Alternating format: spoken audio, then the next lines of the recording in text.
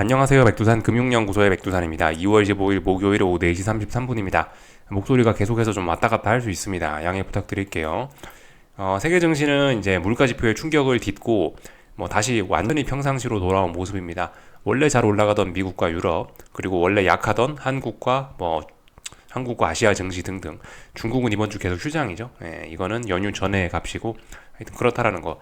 원래 강했던 친구들은 계속 강하고 원래 약했던 친구들은 계속 약하고 시장이 계속 그렇게 흘러가지 않았습니까? 그죠? 예, 그런 식으로 시장이 흘러가고 있다. 다시 평상시로 돌아왔다 이겁니다. 다 같이 급등을 하거나 다 같이 급락을 하거나 그런 일은 아직까지 일어나지 않고 그냥 평상시처럼 차분하게 움직이고 있습니다. 일본 증시는 원래 강했던 친구인데 다시 상승률을 높이면서 잘 올라가고 있고요. 그죠? 물가지표의 충격을 다들 잘 극복하는 그런 모습입니다. 다시 온전히 평상시로 돌아간 듯한 그런 모습입니다. 물가지표가 이렇게 주식시장에서는 아직까지는 별다른 영향 없이 추세에 영향을 미치지 못하고 이렇게 그냥 가볍게 지나가고 있습니다. 오히려 물가지표가 악재긴 악재였는데 그 악재가 오히려 지금 주식시장을 더 강하게 만드는 과정을 우리가 보고 있는 건지도 몰라요. 아직은 모르는데 이제 이 물가지표로 인한 충격이 시장의 상승 탄력을 더욱더 강하게 만드는 그렇게 작용을 할 수도 있습니다. 그래서 앞으로 좀 지켜보자고요. 저는 일단 그럴 가능성을 좀 높게 보고 있죠. 특히 강했던 친구들, 미국이라든가 일본 증시는 특히 물가지표에 대한 충격이 오히려 그 상승 탄력을 높이는 그런 효과를 낼 수도 있다라고 말씀드리고 있죠. 어, 현재 그래서 주식시장에는 그 물가지표의 영향이 좀 제한적으로 나타나고 있긴 한데, 근데 이게 나중에는 좀 이제 큰 영향이 미쳐질 수도 있습니다. 나중에 어느 정도 좀 시간이 지나면요. 나비 효과라고 표현을 할 수 있을까요? 금리와 달러가 아시다시피 지금 상승 추세로 전환이 됐고, 그리고 물가지표로 인해서 상승 추세에서도 상승의 탄력이 좀 붙었죠. 지금 금리와 달러가요. 그렇기 때문에 지금 이렇게 금리와 달러가 만약 계속 올라가게 된다면은 이거는 이제 증시에는 나중에 시간이 지나서 악영향을 미칠 수 있을 겁니다. 그런 점을 좀 생각을 해야 되겠지만 그게 당장 일어날 일은 아닙니다. 잠재적인 문제가 될 수 있겠죠. 이 정도 말씀드리면 될 것 같습니다.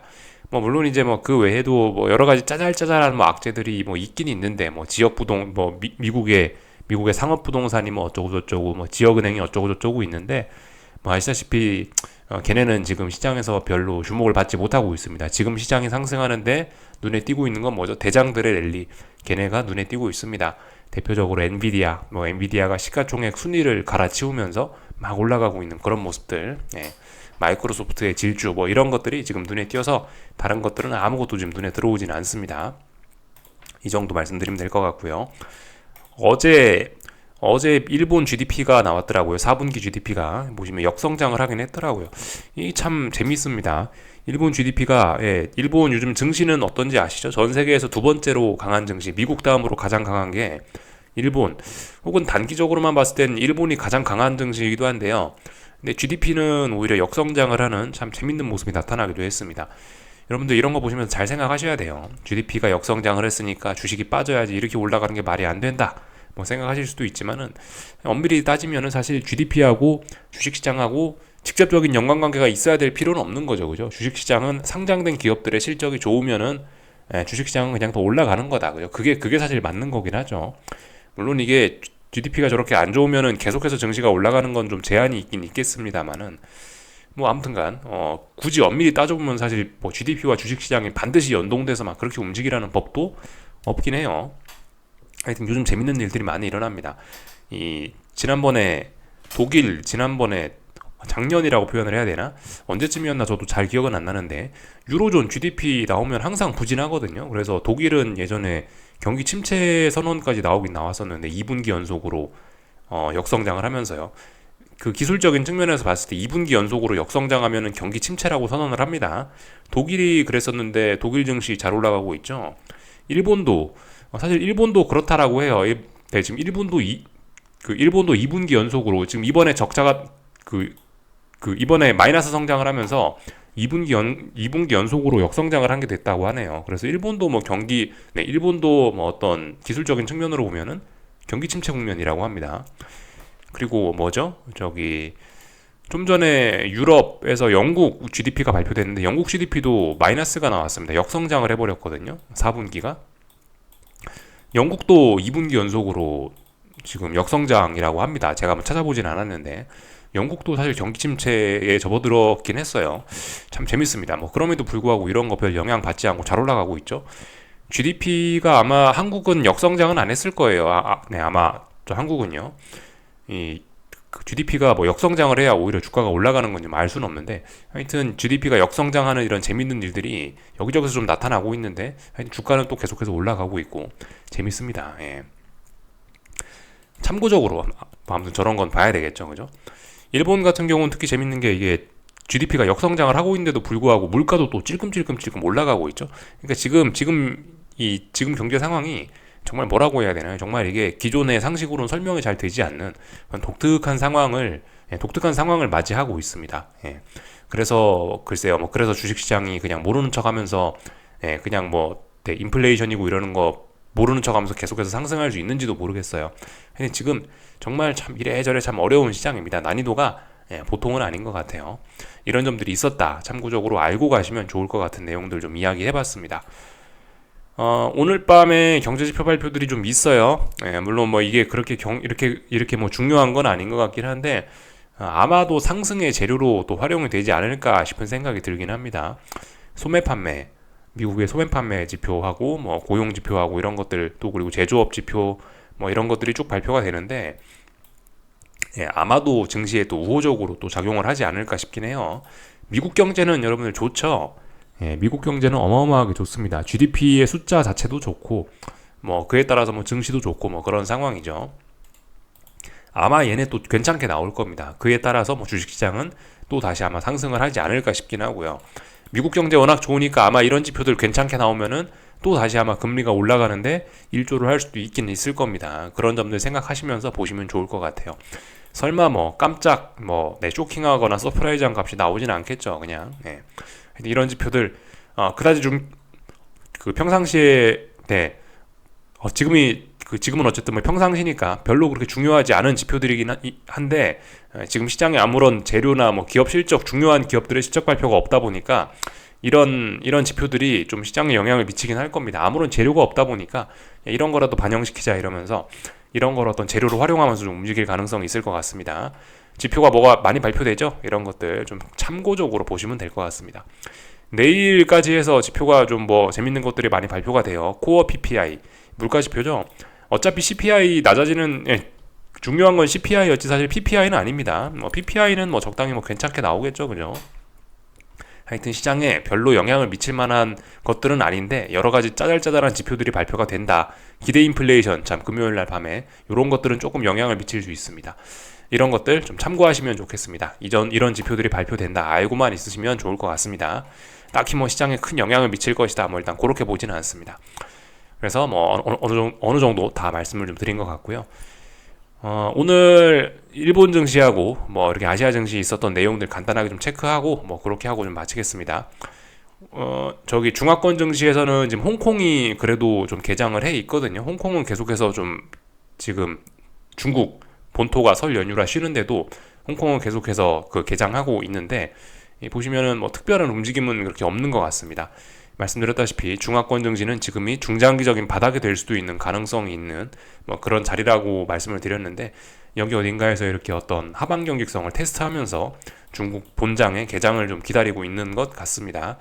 근데 일단 설 연휴가 지금까지 이제 길게 진행이 되고 있는데, 중국의 설 연휴가 그 기간 동안에 사실 중국 증시의 우호적인 내용은 일단 별로 없었긴 했어요. 외부적인 것들을 살펴보자면요, 그죠? 물가 지표가 미국 물가 지표가 좀 예상보다 높게 나오면서 금리 인하 기대감이 후퇴하면서 환율이 일단 중화권 증시에서 환율이 일단 좀 악영향을 좀 받고 있고, 증시에 좀 우호적이지 않았고요, 그죠? 환율이 계속해서 위로 올라갔잖아요. 이런 점도 중국 증시에 안 좋고, 또 그리고 구리 가격 같은 것도 지금 보시면 뭐 전반적으로 계속해서 하락 압력을 받고 있고, 이런 점들은 일단 연휴 이후에 중국 증시의 좀 미래를 좀 어둡게 만드는 뭐 그런 부분이라고 볼 수가 있을 것 같습니다. 근데 아직 설 연휴가 끝난 게 아니니까 뭐 이 정도로 그냥 간단하게 체크만 하겠습니다. 이런 일들이 있었고요. 일본 증시는 계속해서 잘 올라가고 있죠. 이 어제의 그 물가 지표로 인한 쇼크가 오히려 상승 탄력을 더 가파르게 하는지 좀 지켜보자고요. 근데 일단 아직까지는 상승이 더 가팔라지지는 않은 것 같습니다.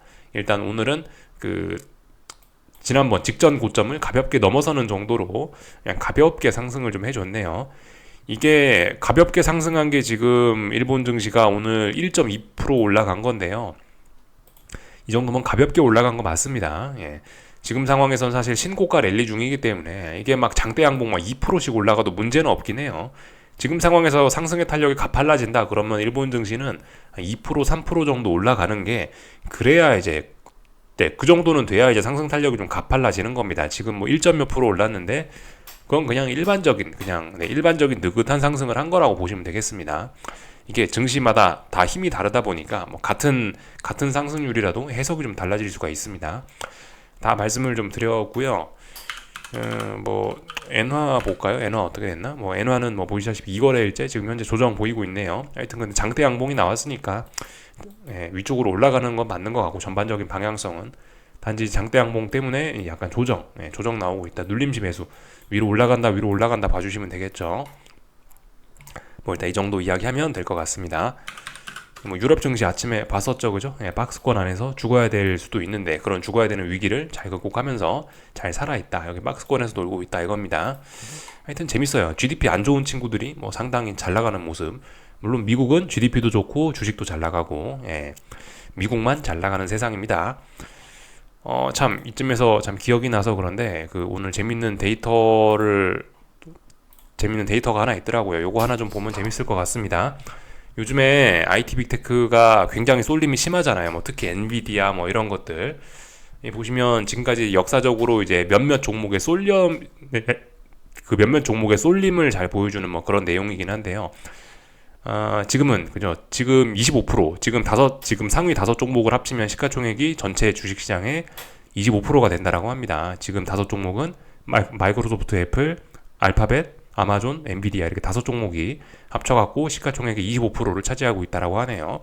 25%라는 숫자는 S&P에서 어느 정도 되는 숫자냐 하면은 66년, 69년 니프티 50 뭐 이렇게 표현을 해야 됐었나? 그죠? 그때 당시에 나왔던 그 정도 값이긴 합니다. 그러니까 지금의 어떤 이런 시장 쏠림은 2000년도 IT 버블 때보다도 조금 좀 더 심각한 뭐 그런 수준이라고도 볼 수 있겠네요. 미국 증시는 아직까지는 이 25%라는 숫자를 의미 있게 넘어갔던 적은 없는 것 같습니다. 여기는 이 25%라는 숫자가 어떤 의미 있는 그런 저항인 것 같긴 해요. 그래서 사실 뭐 이런 것들을 보면은 IT 빅테크의 쏠림으로 인한 뭐 이번 증시 랠리가 약간 좀 힘이 좀 빠질 수 있겠구나라는 생각을 좀 할 수가 있긴 있을 텐데, 근데 뭐 아시다시피 지금 이 25%란 값이 이게 이제 아래쪽으로 떨어지기 위해서는 뭐 반드시 뭐 시장이 급락을 해야만 이게 떨어지는 건 아닙니다. 그죠? S&P가 올라가고 나스닥은 가만히 있거나 아니면 그 지금 IT 빅테크 이런 5종목이 가만히 있고 다른 종목이 올라오기만 해도 여긴 25%라는 이런 부담스러운 숫자는 많이 내려올 수 있습니다. 그렇기 때문에 하여튼 무조건 이 값이 높기 때문에 지금 이 값이 굉장히 역대급으로 높기 때문에 역대급으로 폭락이 온다라고 해석할 수는 없는 그런 데이터입니다. 다만 이제 재미있게 지금 이 지표는 시장의 쏠림이 역대급으로 심하다라는 걸 보여주는 자료구나. 이 정도로 보시면 될 것 같습니다. 하여튼 근데 지금 시장 상황이 정말 이게 참 역사책에 나올 정도로 굉장히 좀 수상한 뭐 그런 시기이긴 합니다. 참 모든 것이 참 새로운 참 그런 시기라고 좀 설명이 될 것 같습니다. 그래서 뭐 이 정도 좀 간단하게 좀 말씀 좀 드려봤고요. 한국 증시는 역시 그저 우직하게 제 갈 길을 가는 것 같습니다. 오늘 음봉을 보면서 이제 개인적으로 약간 좀 더 이제 생각이 좀 굳어지는 게 있긴 있는데, 어느 정도 여기 어딘가에서 일단 저항은 확인했다 싶습니다. 어제 하루, 그러니까 물가지표에 대한 충격을 한국 증시는 일단 지대로 받은 것 같아요. 물가지표에 대한 충격을 미국이 받아야 맞는데, 미국 물가지표가 높아서 미국이 충격을 받아야 되는 게 맞긴 한데, 오히려 한국이 충격을 받는 재밌는 세상입니다. 참 어떻게 보면 참 더러운 세상이라고도 볼 수 있고, 약한 놈만 계속 약해지는 어쨌든 참 그런 세상입니다. 그 물가지표로 인한 충격 2거래일째 확인했어요. 그러면서 일단 방향성을 단기적인 상승은 이제 뭐 많이 제한됐다라고 보시면 되겠습니다. 저항이 가벼운 저항이었는데 오늘까지 확인을 하니까 이거 제법 묵직한 저항이구나 이거 앞으로 올라가기 앞으로 올라가기 쉽지 않겠다라고 하는 어떤 묵직한 저항이 있음을 우리가 확인을 한 거예요. 이게 그 뭐든지 이런 어떤 뭐 급등, 뭐 혹은 뭐 폭등, 뭐 급락, 폭락, 어떤 이런 비이성적인 시세와 어떤 그죠 뭐 그런 예, 그 변동성 지수들이 막 올라가는 그런 약간 좀 비이성적인 그런 시세는 이 연속성이나 뭐 속도 뭐 이런 것들이 좀 중요한데, 일단 보시면은 지난 2거래일 동안 이렇게 코스피는 서운한 움직임을 하는 바람에 이 그 코스피의 급등 탄력은 거의 죽어버렸죠. 그래서 일단은 어떻게 됐다? 콜옵션들이 위쪽에 이제 저항을 많이 확인을 한 꼴이 됐습니다. 콜옵션이 결과적으로 그렇게 노력을 했지만 지난 한 일주일 가까이 혹은 일주일 조금 넘는 시간 동안에 여기서 저항을 누적시켰습니다. 콜옵션이 이제 가야 될 때 못 간 거예요. 옵션은 시간 가치가 있는 상품이라서 이렇게 오랫동안 못 가면은 여기서 이제 다이어트가 본격적으로 시작이 될 수 있거든요. 예. 더 이상 살찌는 거는 이제 완전히 이제 오늘부로 거의 끝났을 가능성이 매우 높아졌습니다. 다시 콜옵션이 살을 찌우고 다시 선물이 급등을 하고 싶으면 이제 내일부터 막 또다시 급등을 막 하거나 막 이렇게 해야 되는데, 이 한국 증시 지금 그 삼성전자 모습을 보면 일단 그러기는 조금 좀 어려울 것 같아 보이긴 하고요. 그러니까 이런 모습들을 봤을 때 일단 한국 증시는 상승 탄력은 일단 많이 꺾였고 저항을 확인했다, 이 정도까지 볼 수 있겠고요. 저렇게 음봉들이 나오니까 하방 베팅을 할 만한 또 그런 근거도 분명히 근거가 되는 그런 음봉도 등장했다라고 볼 수가 있는 것이죠. 다만 이제 그 말씀드렸다시피 근데 여기서 지금 현재 시장에 아무런 특별한 이슈도 없고 아무런 변화도 없다면은 여기서 하락을 한다라고 해봐야 한국 증시는 일단은 하락도 좀 제한적일 수 있습니다. 지금 보시면 상승도 제한적이고 하락도 제한적이고 그렇죠. 더군다나 공매도 금지 그런 어떤 정부의 인위적인 부양책 때문에 타이밍을 좀 잘못 잡은 그런 인위적인 부양책들의 영향으로 인해 가지고 이 또 아래쪽으로도 또 많이 제한되는 또 그런 게 있습니다. 아래쪽으로 제한되고 또 미국에 돈 빨리고, 그러니까 미국 증시만 좋고 미국 경제 좋으니까 미국으로 다 돈이 빨려 들어가서 뭐 환율 문제도 있고 이래저래 해서 어쨌든 한국으로 들어올 돈은 지금 일단 보시면은 좀 많이 제한이 되고 있는 그런 모습이고, 그렇기 때문에 올라가는 것도 제한, 밑으로 내려가는 것도 제한, 뭐 이도저도 안 되는 그런 상황이 지금 펼쳐지는 것 같습니다. 그래서 뭐 그냥 뭐 어떻게 해야 되겠어요? 그냥 뭐 시간이나 잘 보내는 수밖에 없죠. 네. 하여튼 그 이번에 근데 분명히 이런 건 의미는 있습니다. 여기 이번에 이런 고점들이 좀 낮아질 가능성이 좀 생겼기 때문에 이런 점들은 좀 향후에 좀 안 좋은 영향을 미칠 수 있겠죠. 하여튼 뭐 그 정도 의미가 있다 생각하시면 되겠습니다. 그래서 말씀드렸다시피 뭐 풋옵션들이 단기적인 바닥을 확인하는 과정이 필요하다. 그런 과정들을 일단 훌륭하게 맞춰줬고요. 콜옵션들이 죽고 싶으면 이제 여기서 저항을 확인하는 게 필요하다라 말씀드렸는데, 저항은 충분히 확인했으니 이제 만약에 이제 코스피가 하락을 하고 싶으면 연속성을 보여줘야 됩니다. 여기서 또 안 빠지고 옆으로 벨벨벨벨 기면 이제 저도 그럼 또 할 말이 없어지는 거고, 하락을 할 거면 좀 연속성 바로바로 팍팍팍팍팍 좀 떨어지면서 풋옵션들이 좀 다시 살아나면서 콜옵션도 좀 죽고 이런 모습들이 좀 나타나야 이제 연속성을 봐야, 그래야 이제 뭐 앞으로 뭐 하락을 한다 그런 이야기를 할 수가 있을 겁니다. 일단은 저항을 확인한 게 오늘입니다.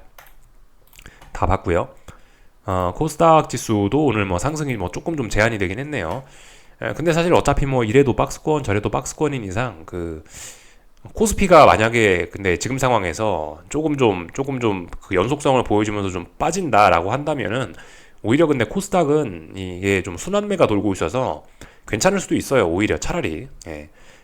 지금 이제 반도체에서 돈이 빠지니까 오히려 지금 코스닥이 조금 더 돈이 쏠린 그런 모습도 있긴 있습니다. 지금 이게 시장 분위기가 이 막 지금 급락 폭락을 하면서 막 확 식어버린 게 아니고 분위기 자체는 뜨겁잖아요. 지금 미국 보시면 그저 미국에 지금 미국의 큰 상승장이 열려버려가지고 미국 분위기가 워낙 뜨겁기 때문에 아무리 이제 우리 잘 못 나가는 한국 증시라도 분명히 그 온기가 어느 정도 있긴 있단 말이죠. 물론 이제 뭐 실질적인 투자자들의 계좌 상태는 안 그럴 수 있습니다만은 분위기는 어쨌든 굉장히 좀 위험 선호 이런 게 좀 분위기는 좋을 수 있는데, 근데 이제 그런 분위기 때문에 이제 어떻게든 사람들은 좀 다른 대안을 찾아보려고, 야 오늘 코스피하고 삼성전자가 빠지네, 그러면 뭐 대안으로 그러면 그 대안으로 코스닥이라도 사자, 이런 식으로 해서 순환매가 좀 많이 나타날 수 있다는 거 그죠, 생각해 보셔야 되겠죠. 하여튼 코스닥은 지금 오늘 꼬라지를 봤을 때는 별로 일단 당장 꺾이고 싶은 생각은 없고 좀 더 올라가고 싶은 생각이 있습니다. 그리고 중요한 저항이 조금 더 남아있기도 하고 상승 목표치가 조금 더 열려있기도 하고요. 그래서 아직까지 저항까지 좀 남았거든요. 그러니까 좀 더 올라갈 수도 있을 것 같아 보입니다. 이 정도 말씀드리면 될 것 같고, 저기 환율은 뭐 그냥 박스권이죠. 특별히 할 말 없습니다. 근데 뭐 조심스럽게 이제 보시면은 위쪽으로 좀 올라가려는 힘이 좀 있긴 있는 것 같아요. 단기적으로 1340원 돌파 하면은 이제 좀 이제 환율은 좀 위험해질 수 있겠죠. 지금 하여튼 이번에 이번에 그래가지고 이런 식으로 이제 상승 추세가 일단 이번에 이쪽에서 바닥을 잘 만들어주면서 이렇게 일단 중장기적인 상승 추세 자체는 일단 계속해서 유지를 하게 되긴 됐습니다. 지금 환율은 대략적인 여기 박스권 중간 정도 자리에서, 사실 이건 박스권은 아니고 이제 어쨌든 상승 추세긴 상승 추세인데 답답한 상승이니까 뭐 상승 채널형이다 뭐 그런 식으로 뭐 이야기할 수 있을 텐데, 대략적으로 하여튼 이 채널형의 중간 정도 되는 자리에서 지금 매물을 사실 잘 소화하고 있는 모습이긴 해요. 위쪽으로 올라가겠다는 의지를 여기 가운데 자리에서 지금 잘 보여주고 있긴 합니다. 여기서 얘가 이 자리를 돌파한 척 하면은 한 1,400원대 부근까지는 상승 목표치가 열리게 되는 것이겠죠. 그리고 사실 뭐 특정 자리만 넘어간다 하더라도 이미 목표치는 저기 위에까지 열려버리는 거긴 합니다. 환율 상황은 한국 증시가 뭐 그렇게 지금 우호적인 상황은 아니라는 것을 착실히 반영을 하고 있습니다. 얘도 결과적으로 물가지표의 미국 물가지표가 어떻게 됐었다라는 그런 내용을 차분하게 뭐 잘 반영하고 있는 그런 모습입니다. 확실히 주식시장만 그런 지표에 관심이 없이 그냥 뭐 따로따로 움직이는 것 같아요. 이 채권과 환율이 확실히 조금 더 좀, 채권과 환율 시장이 조금 더 정직하다라는 뭐 그런 생각이 좀 들긴 하네요. 다 말씀드린 것 같습니다.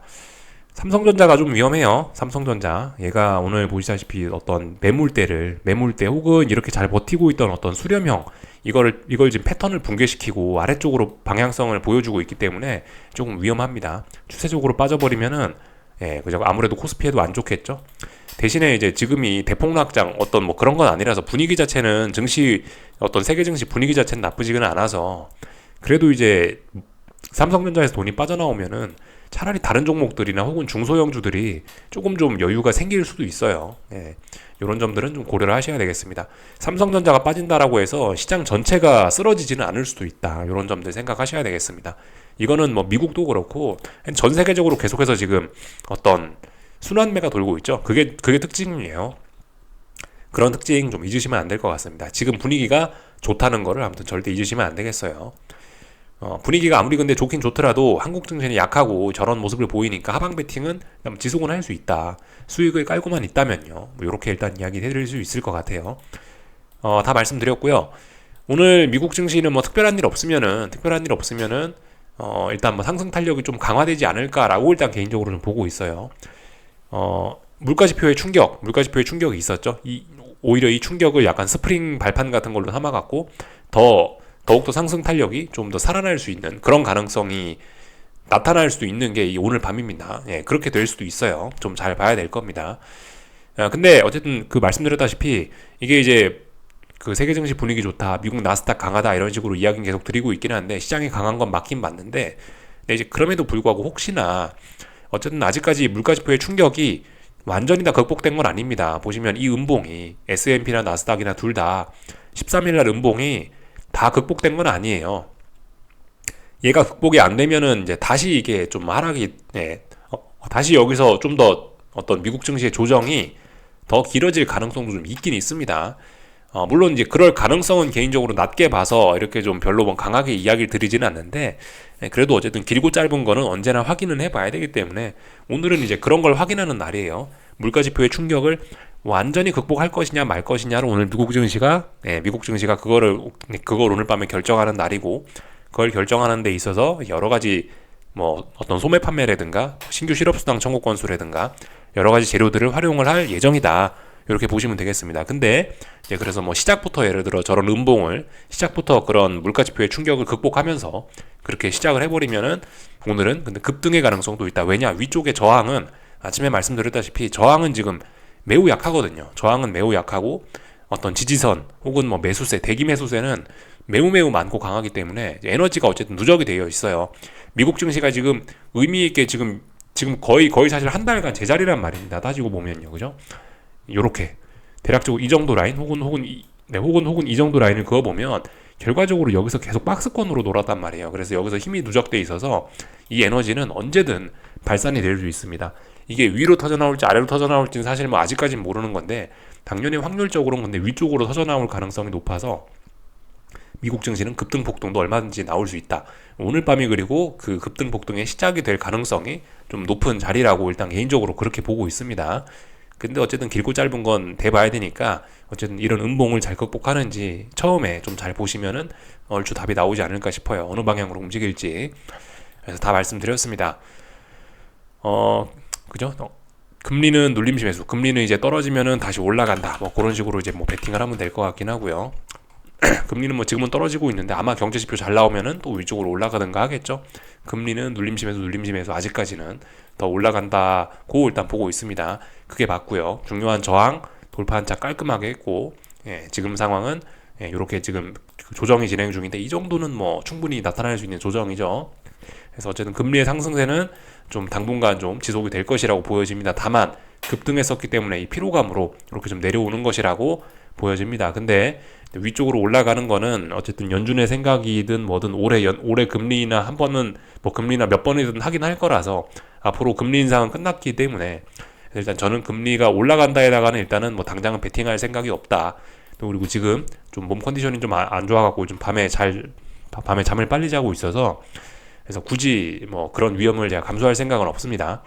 이 금리가 말씀드렸다시피 올라가면은 이제 여기서 이제 금리가 떨어진다에다가 베팅을 좀 해볼 생각은 있어요. 그 정도 말씀드렸었죠. 생각에 변화 없고요. 다 본 것 같습니다. 여기까지 하겠습니다. 궁금한 거 리플 남겨주시고요. 내일 아침에 뵙도록 하겠습니다. 여기서 마치겠습니다.